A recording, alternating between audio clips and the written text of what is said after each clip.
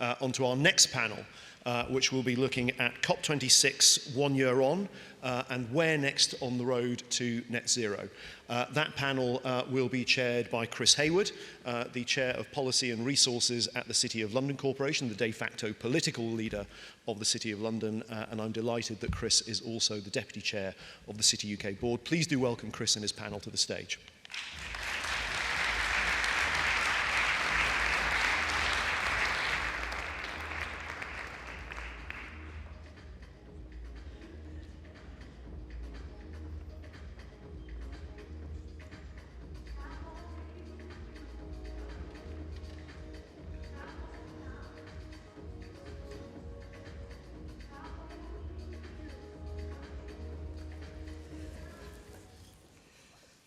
Well, a very good afternoon to you all, ladies and gentlemen, and welcome to this panel session this afternoon.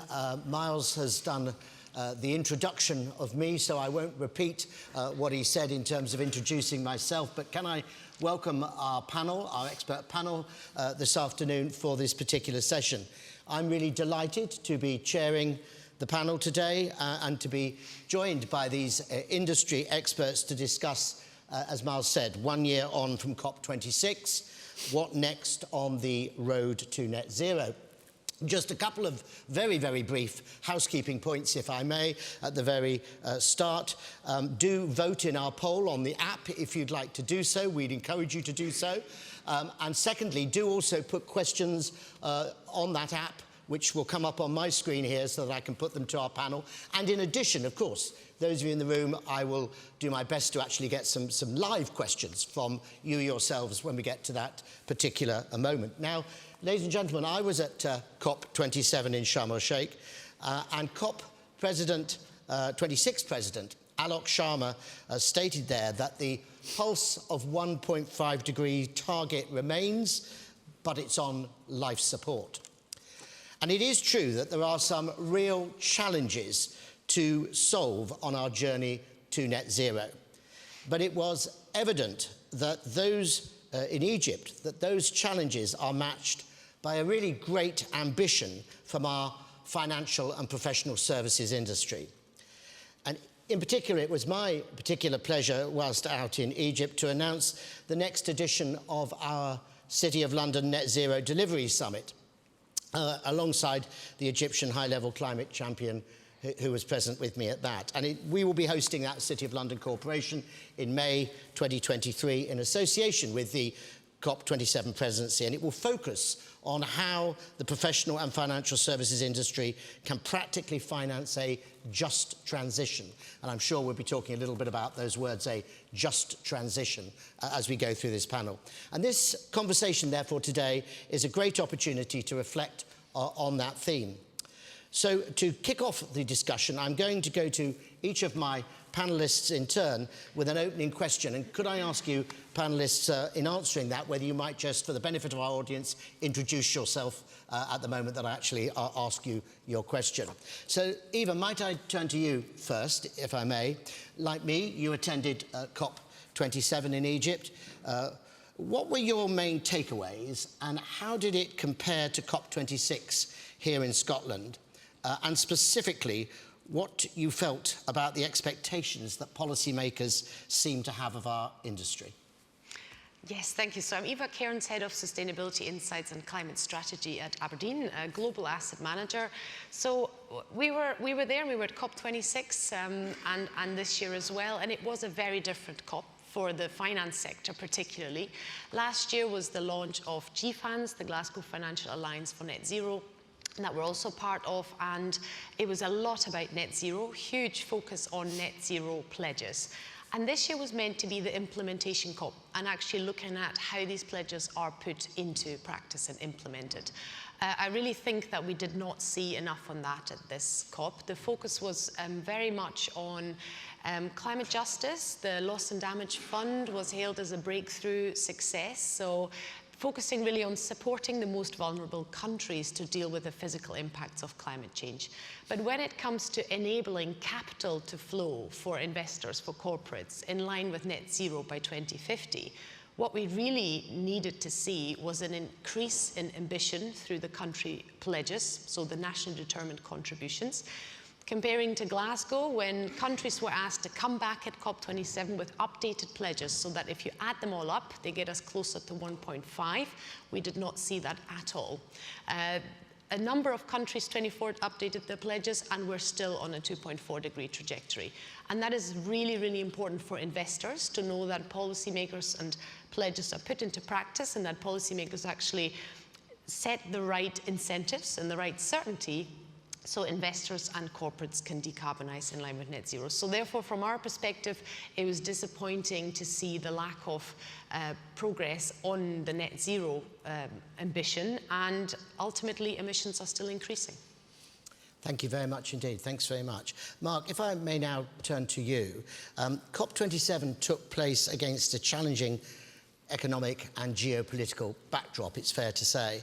Now, from your perspective, are the current economic headwinds causing public and private finance in the UK to look for safety? And how is that impacting the amount of capital being allocated to financing the net zero transition? Thanks, Chris. So I'm Mark Eckstein. I'm the Executive Director for Impact at the Scottish National Investment Bank, which is Scotland's development investment bank. It's a little over 2 years old. It's owned by the Scottish Government and capitalised by the Scottish Government to the tune of £2 billion over 10 years. And we're an impact investor, so we have 3 missions, one of which is a mission to support the transition to net zero in Scotland. Secondly, to address place-based inequality. And thirdly, to address innovation and technology for the 21st century. So playing very much to Anas's comments previously. And my role is to ensure that the investments we make target and deliver against at least one of those missions. Now, coming to your question, Chris, paradoxically, I think economic headwinds have helped the bank, because what we've seen is, to some extent, capital flight from interesting, high-impact net zero, place-based and innovation opportunities in Scotland, as capital perhaps has a lesser appetite given the economic headwinds. So for us, this is good news. Now, of course, that's not great news for Scotland, because we still see very, very significant challenges, not just on ScotWind, which I think will move forward, but there are some real challenges around the enabling infrastructure that will enable ScotWind to deliver at scale. But in terms of Scotland's housing stock, the very urgent need to see progress towards decarbonising heat, around the efforts that need to be put into really driving the innovation economy through technology that services and addresses the challenges of the 21st century, be they demographic, be they climate, be they life sciences. All of those absolutely do need support, and I worry that the economic headwinds, even with our capital, are not going to address that discrepancy. Thank you very much indeed. Perhaps I can go to the end of the line, as it were, now. Well, not literally, of course, Omar, but to you, and just ask you that, I know that your focus is on curating conversations among a broad coalition of financial services stakeholders. You were also at COP, and I know are already planning for COP28 in Dubai. So looking both a few weeks back and 1 year forward, how do you view the state of the sustainable and ethical finance sector? Look, thank you, Chris, for the question. Omar, Shaikh, Managing Director of the Global Ethical Finance Initiative. Look, being at COP, I think what was fascinating, there were the concerns which Eva has mentioned, that there was a lack of attention to this. But what was, for me, particularly interesting was this conversation of this justice in this whole debate. And it was very clear that the Global South had mobilized their lobbying capabilities, their negotiation capabilities to get loss and damage to the front of the agenda. Actually being in Sharm el-Sheikh, it was palpable. You could see, and I actually spent a fair bit of time amongst indigenous communities, young people, and a lot of the Global South pavilions. Some of the narratives they'd put together, like what happens in Pakistan doesn't stay in Pakistan, was a phenomenally powerful narrative. These communities are suffering on the front line of the damage of and the result of global warming. They've been promised 100 billion a year for several years. Nothing was delivered. And there was a fantastic discussion here hosted by Edinburgh Futures Institute just a fortnight before COP27 talking about climate justice. And the reality is, unless justice underpins all of our activities, be that perceived or otherwise, we will not get everyone going together, as has been mentioned earlier today, be that on the diversity panel or Alice's comments earlier. So what was fascinating was this ability for them to mobilize and move the agenda to loss and damage and genuinely feel valued and part of this global conversation where their needs are prioritized and reflected. So to me, that was really, really important, and I was intrigued how well they did that. Looking forward, talking about a highway to hell, we're talking about the life support machine rattling. So this is an extremely, extremely tenuous situation we're in. So we feel COP28 itself, and we launched, our chair, Dame Susan Rice, launched our program with DIFC, Dubai International Financial Centre, for a 12-month program as a path to COP28. I think for all of us in this room, we should remember, for financial services sector, COP is not our traditional domain. That's the world of environmentalists, agricultural ministries, and so on. So a lot of our stakeholders, and I'm sure for the City UK as well, they don't know how to navigate COP. Most of them can't even get into the blue zone as it is, let alone everything else around it. So we've put together a structured, systematic program for the 12 months looking ahead, where commitments can be made, announced, but also unpacked, and genuine solutions be delivered off the back of that. Thanks very much, Omar. Richard, your opening question, if I may. We've talked a lot about challenges, but now let's look at opportunities. You were also at COP27, and it seems that the discourse is evolving in the financial services industry, shifting from net zero pledges to implementation. So considering the recent development in the United Kingdom around transition planning, how do you see that shift playing out in the industry? Yeah, thanks very much. So I'm Rick Lacaille, I coordinate ESG at State Street, which is a large financial services company that's active in Edinburgh, big employer in Edinburgh. And the COP27 discussion had moved on. I think there was a more intelligent discussion, if I can say that, about transition finance. In other words, it's not all about taking capital away from those businesses, but supporting them and encouraging them to transition, particularly those in the harder to abate parts of the economy, because we know they're not going to go away tomorrow. And we need to find ways of intelligently supporting them through the process. I think the UK is on track in many respects for its own transition, but the UK economy and the financial sector play a critical role. They're a kind of fulcrum point or a leverage point, you could say, of the overall carbon transition in two ways. One is through the hard science, the technology, the abilities of the real economy, but also the financial sector. And I think the opportunity is to turn this transition finance opportunity into something that goes way beyond what's now mainstream, offshore wind, renewables, into things that are much harder to get your fingers on, particularly things like adaptation finance. In other words, financing the needs, particularly in emerging countries, of their adaptation to a much more hostile climate. Thank you very much. Mark, I'm going to come back to you, if I may now. You told us that the Scottish National Investment Bank invests in a wide portfolio of opportunities. How do you go about selecting suitable investment opportunities? And more generally, have you seen a change in attitude by businesses to sustainability since COP26? Okay, so we are an impact investor, and genuinely the first question the deal teams have to answer when they're given a new prospect is this going to deliver in a material way against one of our missions, one or more of our missions? And as somebody who sits on our investment committee and hears their presentations around this is a really interesting and genuine change in mindset for the bank's origination team. And I'm very, very proud of how they have taken this challenge, because these aren't impact investors first and foremost.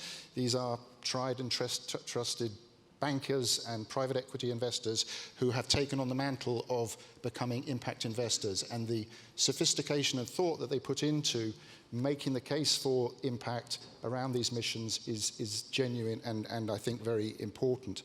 But I do also want to emphasize that we're a commercial investor. We were set up to make a financial return as well as deliver impact, and we don't see that as a trade-off.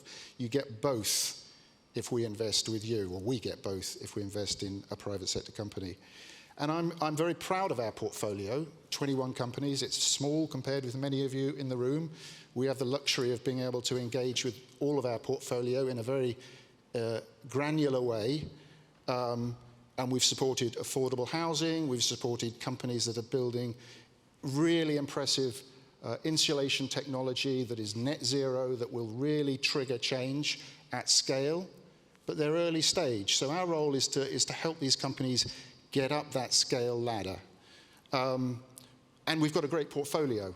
But if I look at what we need to solve for in Scotland, and we only invest in Scotland, it is a massive, massive challenge. 2 billion in 10 years is a lot of money, but it's also a very small amount of money in terms of the challenge we are trying to solve for. So as I look at our strategy moving forward, we've got to figure out how we deploy our resources, our capital, to the highest and best impact return. And that is largely what I'm trying to get our origination teams to start thinking about. If we have a restricted pool of capital every year, where can we deploy it to drive and enable and crowd in and mobilize capital to get to the scale that we're looking for? And that I think, is my challenge for next year. And to your point, Richard, transition finance is very, very important in this. I'm quite happy to take bad carbon onto our books for the greater good for Scotland. I think that's a really important mindset that we have to have. You cannot have a net zero portfolio if you're not thinking about the greater challenges of how do we get to net zero as an economy. So coming to the end, the second part of your question, none of our portfolio, none of the companies I've worked with in the last 10 years in this space have asked me, why are you asking these ridiculous questions about net zero? Why do you care about labour practices? That dead hand of eco-fascism that I used to enjoy when I started down this career 20 years ago is gone. The questions we get now are, how as an investor can you help me report my greenhouse gas emissions in an honest, credible and consistent way? How can I build efficient, productive labour forces? How can I do a range of things around diversity and inclusion that I know are going to challenge my business and are ultimately part of the success of my business moving forward? So it's not how, it's why. Sorry, it's why, not how. And a big part of what we do as a bank is, and a big part of our value add, I think, beyond finance, is enabling and supporting companies in that journey. So pretty much every one of our portfolio companies, we've worked with them on their greenhouse gas accounting and reporting mechanisms, so they can report honestly to us, so we can report to the Scottish people, but also so they can report to their value chains, at their exits, and as their business strategies are directing them and informing them they need to do. So. Thanks, Mark. Thanks very much indeed. Omar, just turning back to you a moment, perhaps a more general question for you. Where do you think the ESG world is moving, and what does that mean for Edinburgh? So look, the ESG world, the conversation has matured considerably over the last 17 years. I've been actively involved in that space. For us at Jeffy, we've been convening these conversations since 2015 here in Edinburgh, bringing the global conversation to Edinburgh. I think there is, turbulent times. ESG is becoming divisive. The E and the S and the G are beginning to conflict. There are a lot of tensions there. It has been weaponized by others as well, politically, as we've seen in other parts of the world. But the most important thing is that it's there, and it's fundamentally there, and there's nowhere to, you can no longer be seen to be doing nothing in this space for financial institutions. It requires a more mature and more sophisticated thinking, so the E has now gone wider to cover nature, biodiversity, and other components. And the S has come to the table in a way which is particularly challenging for us here. I'm a chartered accountant by profession. Us in the finance world, it's quantitative, it's driven by numbers.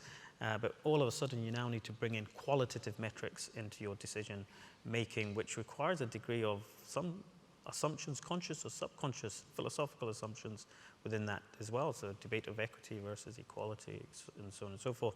So there's a whole new set of skill sets there, and that's where I think Edinburgh and its proud heritage here in Scotland actually of going back right to Adam Smith, reconciling his ability to reconcile between his two great mentors, Hutchison and Hume, a man of data, science, self-interest being the predominant force, and a man of innate goodness. So that reconciliation is what I think capitalism is going through again. And Edinburgh itself specifically, we see complements London very, very well, as it has a space, has not only that legacy, but it has a very live culture of inquiry today in these areas. If you go to the coffee shops, you go to the Library of Mistakes, you go to the Round Table series, the Radical Old Idea, all of these forums, there is a vibrant culture and conversation. You've got excellent educational institutions really addressing and unpacking these, and they will be key, absolutely key.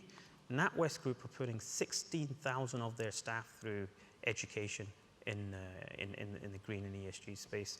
Mercer's are putting 22,000 of their staff. This is unprecedented. Normally it's a division or a team that gets trained up on a new development. This is like the whole company going through that. And we've got the professional bodies, we've got Chartered Banker Institute here as well.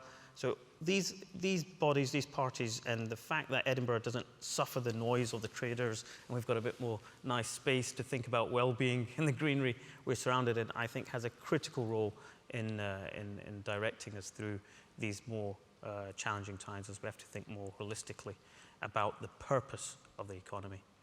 Thanks, Omar, very much. Richard, COP27 focused largely on low-income and developing countries, I think it's fair to say. What ways do you see that we can leverage the UK's strengths in finance and support the transition in emerging markets? And why is that important? Well, firstly, emerging and middle-income countries are critical in the road to net zero. UK can do its thing, it's a developed economy, but its impact on the overall problem is not nearly as great as those in middle and emerging countries. And the reason for that is that they are very energy intensive in their growth at the moment. They are very dependent in many cases on coal, which is double the inefficiency from a carbon perspective, for example, even as natural gas. And so we need to find ways of getting them off coal and onto gas. And I think COP27, one of the very few things that came out well from that was the announcement about South Africa and the Just Energy Transition Partnership, which will enable South Africa to get into a clean energy economy. In addition, emerging economies are suffering from climate change in terms of its physical impact. So they have, in a sense, a double whammy. They need to have an expensive transition from an energy perspective, and they need to, in a sense, deal with the issues of climate change. Now, where does the UK come in that?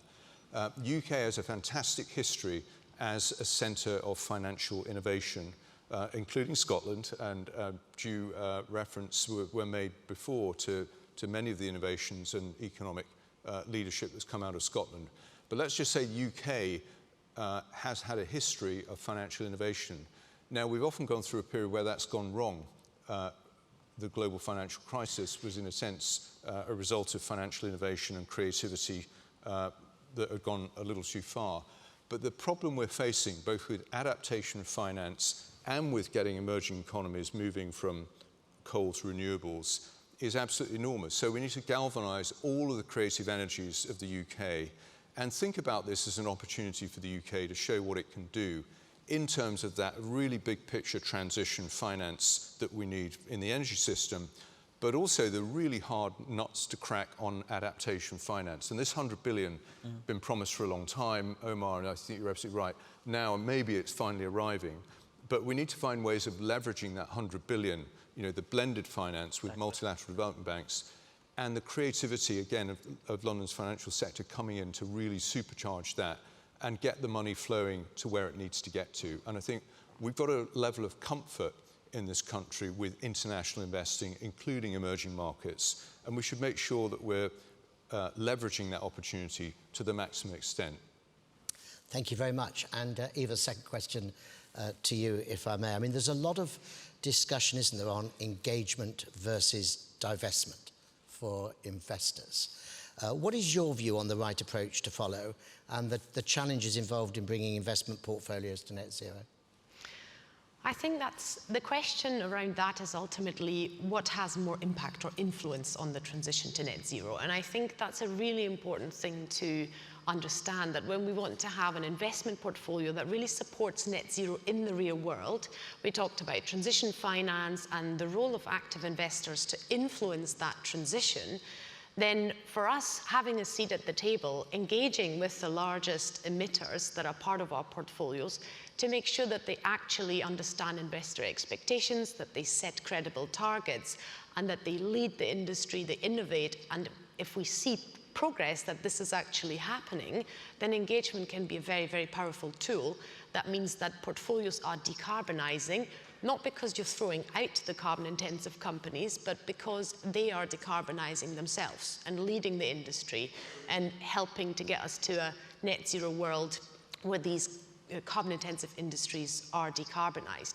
So one challenge is to understand, when you look at an investment portfolio, how do we know what impact that has on net zero in the real world? As I mentioned, you can very quickly throw out carbon-intensive companies and have a low-carbon portfolio that does nothing for the real-world transition. So for us, identifying those credible transition leaders, actively engaging with corporates, looking at climate solutions, so actually companies that help avoid emissions in the industry that is not captured in a carbon footprint, because generally that's quite difficult. You talk about measuring impact, quite difficult to do, particularly when you look at emerging markets, and that's where capital needs to flow. That's where data availability on some of these things is very limited. So you want to channel capital into where it's most impactful, into those climate solutions in emerging markets, but your portfolio reporting will not necessarily reflect that. And the other key challenge and point I'd like to make is the importance of policy incentives to support investors on that journey. And that links back to all our discussion around COP26 and COP27. We are, to reach net zero by 2050, we need to halve emissions by 2030. And we're not on that trajectory at all. Currently, country pledges would take us to a 10% increase in emissions by 2030. So it's a complete misalignment of looking at portfolios and corporates to decarbonizing, by 50% by 2030, when actually country pledges and policy incentives, and by that I mean really the financial incentives, the carbon prices, the fossil fuel subsidies that are still there in many countries, that has to be addressed so that capital flows into the technologies we need for net zero by 2050 at the pace and scale that is needed. Because investors are very good at identifying opportunities, green opportunities, but they also need to be financially viable. So at the pace that's happening at the moment, the energy transition is definitely happening. There's many opportunities, but not at an 8% carbon emission reduction a year. I mean, we didn't even achieve that during the COVID year when many economies were shut down. So the scale of that is extensive. We'd heard about the partnership that's needed between private sector and policymakers, and I think that's really key on the road to net zero. Thanks, Eva, very much indeed. Now, whilst you've been answering the questions, they've been more questions coming in thick and fast, I have to tell you. So I will take a couple of those that I've been notified of, and then we'll go to the audience for some live questions as well. And then I've got a few more that have come in. So I don't know whether I'll get through them all, but we'll do our very best. The first question that's come in is that there are a multiplicity of standards in this policy area with more to come. Are good intentions and initiative getting in the way of execution, and how best can we address this? I'm going to ask one member of the panel to volunteer. Richard's nodding, so you've got to be that guy. Okay. I'm happy to do so. Yes, there are a lot of standards and a lot of initiatives, and it's frustrating for many. I think harmonisation of those standards would be extremely helpful, but we shouldn't hide behind that, particularly investors, because we're always used to differing standards. If you're trying to compare Walmart with Carrefour, with Pick and Pay, you're used to different treatments of some of the balance sheet and income statements just from national accounting. And I think one of the skills of an investor is to understand how to deal with those. Now, with carbon accounting and many of the other ESG metrics, for sure there are some very big differerences and there are some enormous gaps. But we need as investors to make sure that we're able to overcome those gaps and do the best we can, because we might be waiting for an incredibly long time before we get to this happy point of globally harmonized metrics and data. Thank you very much indeed. There's a question here about greenwashing. What more needs to be done to address greenwashing? Shouldn't industry step up where governments and regulators can't or won't? Eva, maybe. Yeah, I'm happy to take that because it's such an important topic for investors, and we do discuss this a lot internally as well. I think transparency is absolutely key, and the education around terminology. So people say things like sustainability funds, ESG funds, green finance, and actually expect something in their funds that is very different from what the reality is. And we've had some interesting discussions around that with some clients of ours. And the key is that there's a differentiation between ESG is an input to the investment decision process, and that actually when we say ESG is integrated into that process, that the risks and opportunities are understood, they're financially material, and they're really reflected in the investment decision making. That's quite different, though, from adding additional objectives, additional criteria that could be more stringent, whether that is an impact fund or a fund that focuses on supporting the sustainable development goals. So I think the financial industry needs to be better at getting together to provide transparency, and there are initiatives as well in the industry to try and bring that consistency, but to be transparent and to help educate and actually not just have cryptic names of funds that nobody knows what is in them, but be very, very clear. Does this fund, for example, include the fossil fuel industry with a big focus on engaging with them on high-emitting sectors? Some may want that and others may not. So that's the other problem. People have very different expectations and objectives, whether they want to support the energy transition through a divestment or an engagement approach, for example. And so that needs to be really transparent. Thanks, Eva, very much indeed. Now, are there any live questions anyone would like to ask in the audience? We've got roving microphones, I know. Anybody want to put their hand up? If not, I've got more questions here which we can use. Okay, I'll come back in a moment. Can I just add, pick Omar, up on Eva's point, though? Yeah. Whilst standardization is there, and we all love standardization in the FS world, you know, we can't survive without it, but it's not a homogeneous environment. And there are some honest truths here, right? We talk about going to EV, battery. Well, how dirty is battery production? Yeah. Is there enough fundamental metals in the planet to make all the batteries required for this policy of EV transition? There is not. There's not enough copper reserves, right? So there are some fundamental truths here that we need to look at. There are different priorities in different geographies. For other geographies, the S in the ESG is a lot more important than the E. So a sophistication in a dashboard for each one of these metrics is the way I think the FS sector needs to go, and give transparency, exactly as you say, be clear on what we are good at and where we're average, you know, on some of these investments, because thinking you can lump the whole thing together into these three simple letters will not, I don't think it will fly over the next decade, because consumers are a lot more conscious, and the reality is these, you know, there are these tension points between them. So maybe there's an opportunity there to increase the maturity of the conversation there, but taking, you know, accepting very much the challenges that we have there. I remember the CEO of the largest bank in Nigeria speaking on our summit.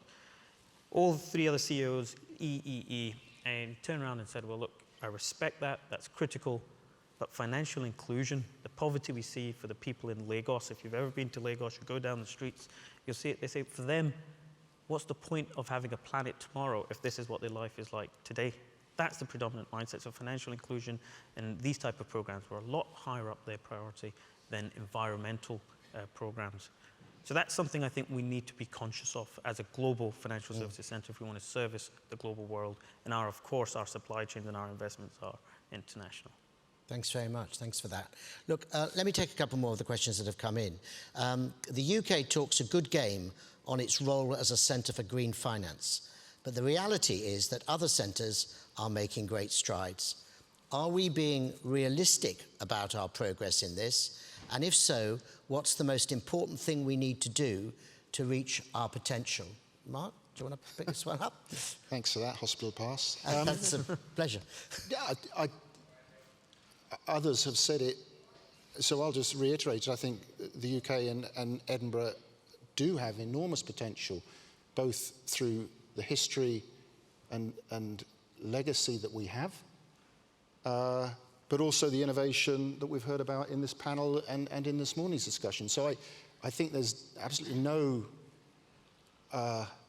harm in us aiming for that. We must recognize that this is an area that many financial centers now see as being increasingly attractive. So it is going to be a competitive landscape that we are solving for. I think the FCA's efforts to create some greater consistency around terminology, definitions, and the way in which the vernacular of the green economy is being represented is a very important step in the right direction. And I'm very pleased that they're being so proactive in reaching out and engaging with the financial sector to get buy-in, to hear the voices of challenge, so that we can create something that is robust and practical and efficient. So I don't have an absolute answer, but I don't see why we shouldn't aim for that role. Thank you very much. Let's take another question. The cost of adaptation is going to fall very heavily on those on lower incomes. Touching on an earlier panel, doesn't the elitist financial services industry, the question says, need to do more to demonstrate that it understands and will help customers and communities that might struggle with the cost of getting to net zero? Who'd like to take that one up? Don't all rush at once. I mean, I'm happy to share views, because I had an interesting discussion on that yesterday, actually, where it was like, of course, that is a big challenge, really, when we look at the scale of transformation that is needed for individuals in this country, for corporates, but also for individuals, for homes, moving away from gas, moving to electric vehicles, and the cost associated with that. So we need to, I think, look at this holistically and how those on lower incomes can be supported through the financial services industry, but also through what I said earlier, the incentives that the government provides to help with the cost of some of these initiatives. So support schemes we have seen in the country have been pulled back for people to get financial support on renewable energy in their homes, for example. And I think we really need to look at the financial incentives sector by sector and look at, are they really helping to channel capital into the right areas?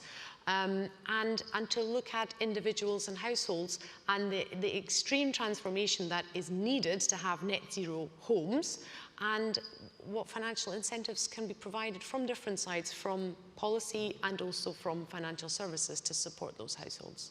Thank you very much indeed.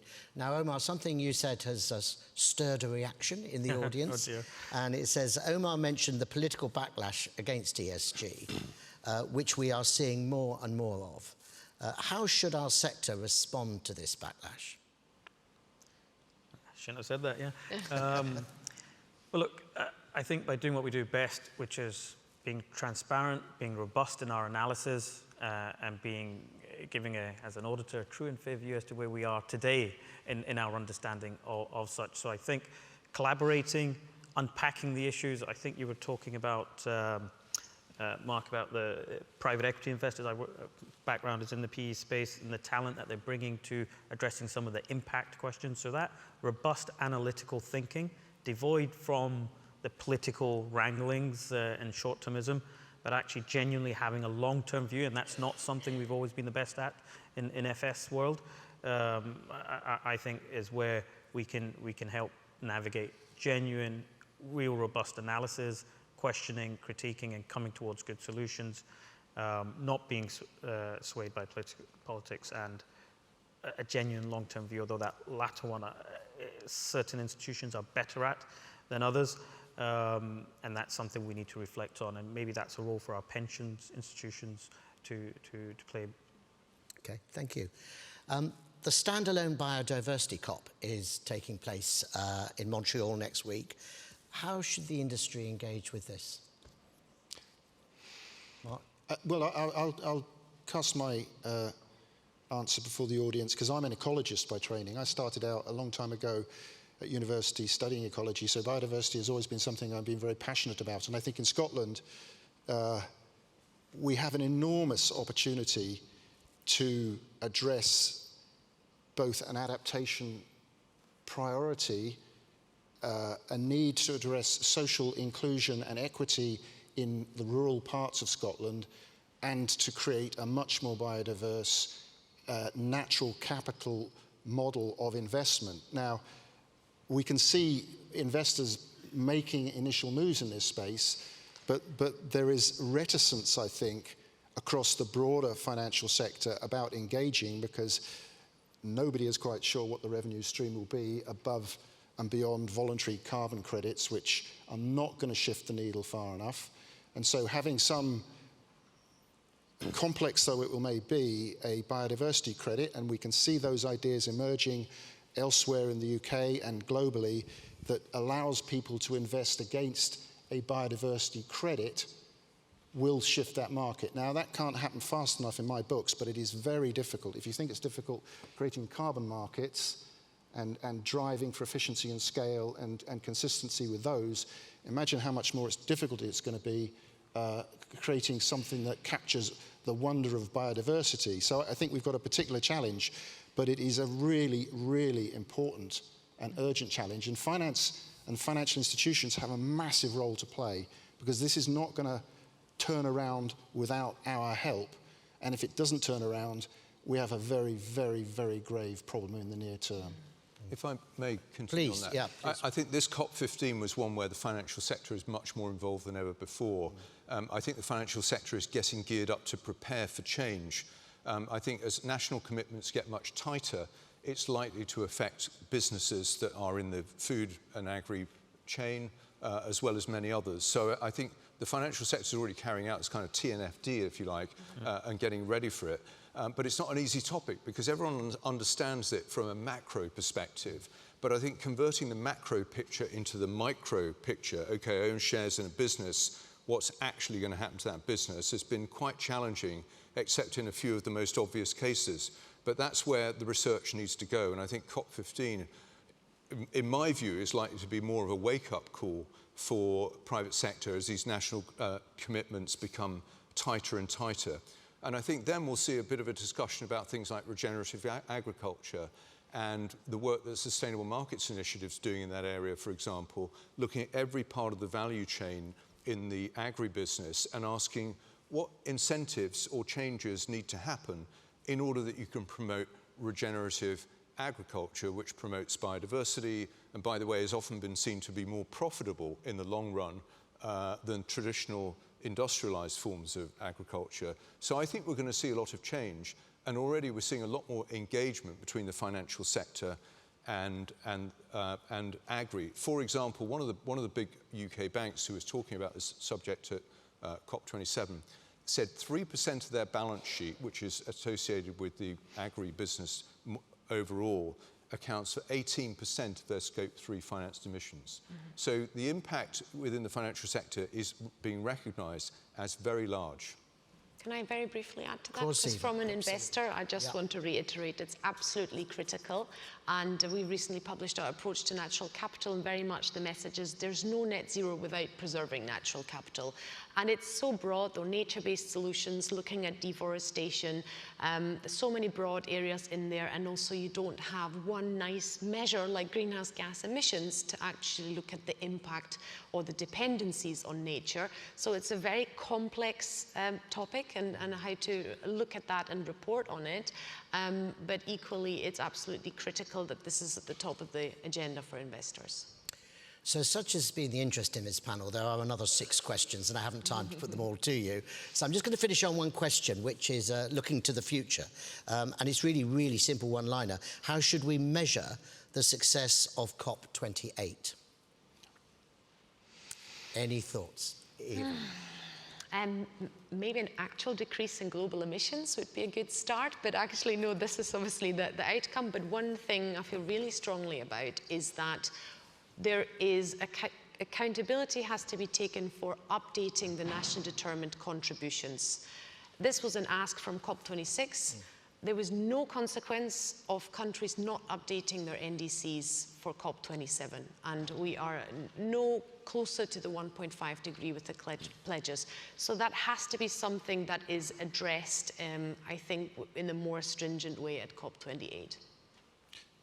I mean, I agree totally. I think the social equity dimensions of what we need to solve for in a net zero global economy are under-thought and underrepresented. To your point, Omar, emerging markets are at the sharp end of climate change, and they are not responsible for much of the climate change they are suffering, and figuring out a way how we can equitably address their needs in a very urgent fashion seems to be important. So that would be good to see at COP28. I think if we hit the target on South Africa, on coal, and not have a plan for a plan, but an actual commitment, I think that will be a major achievement, and it will set the pathway for other emerging and middle-income countries to do the same. So for me, that would be the landmark that would say there's light at the end of the tunnel. Omar? I think that it's the mood music, it's promises to solutions, and actually genuinely seeing that. And what I would love to see, if I can put some numbers on it, $250 to $500 billion of private capital mobilized off the back of $100 billion on the table via blended or crowded-in private capital from around the world, not just UK capital, but the UK expertise, helping to really structure that and point that to genuine, impactful net zero and negative zero as well, because net zero is a global ambition. It's not everyone goes to net zero. Some countries need to be at minus, some need to be real zero, and some need to be net zero. So, but some really innovative, targeted, genuine outputs, which the talent that the UK has, financial engineering talent and deal structuring talent, really helps to catalyse. Now, that was going to be my last question. However, the great thing about doing these things live is you never quite know what's going to happen, and our guest of honour is 10 minutes away, and therefore I'm going to work you just a little bit harder, and we can do one or two more questions. Do we charge more for this? In the recent reshuffle, the COP26 President Alok Sharma lost his place in the cabinet. Does this send an unhelpful message? Do we have certainty of political support for the transition? Richard? I'd love to. And by the way, I love being the warm-up act for our next guest. Being pitched as a green revolutionary, I must admit that is a first for me, having worked for most of my life as an asset manager. So the comment on policy, does it degrade it? I think it depends how seriously other cabinet members are treating the net zero issue in the UK. And I think there's plenty of evidence that at the departmental level, it is being treated seriously. So I don't want to dismiss the idea that Alex Sharma, it doesn't matter that he's been sort of relegated. But at the end, I guess all governments need to make choices, and cabinet spots are rare things to allocate. But for me, it really depends on the rest of the crowd. And if they are all in, particularly those that are most impactful in agriculture, transport, and all, then I'm more comfortable. And I think the evidence is that they are all in. But others may disagree with that. Any contrary thoughts, or do you all agree with Richard? Looks like you all agree with Richard. That's all right. We'll get on to another question. Go on, Omar. No, just to add, I guess I would agree with Richard. And I think Jacob Rees-Mogg not being there as well maybe is contrary to offset that to some degree as an offset. Yeah, that's interesting. But we mustn't forget and put all of the expectation on politics and policy. It is critical in the way that Eva's described, but there is market movement.